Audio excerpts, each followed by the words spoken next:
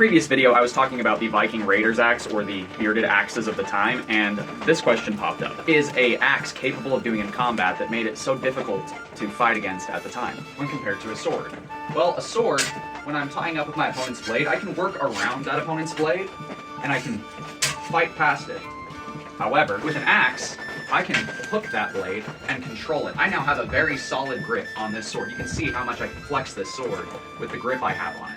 I can control that blade very heavily with the bearded axe compared to a sword. Another part of this is the point of balance. The point of balance on a sword is right about here, just forward of the guard, whereas the point of balance on an axe is all in the head. When I strike with an axe, all of the force is going to be delivered, similar to a hammer, compared to a sword where I must cut or pull through in order to deliver a strong cut. The sword can thrust through armor, whereas an axe is all impact. When you consider that chainmail was the armor of the day, the axe was incredibly potent in the fact that you could just turn it around and use this square section on the back, like a hammer, and smack into the helmet, if they had a plate helmet, if they were rich enough to afford one, or their chain coif, and really deal some damage to their head.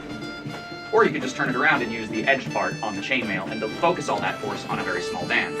You'll see what I mean right here. This is brass chainmail that I created and did some testing on if you want to see the difference between how a sword performs against brass chainmail versus an axe.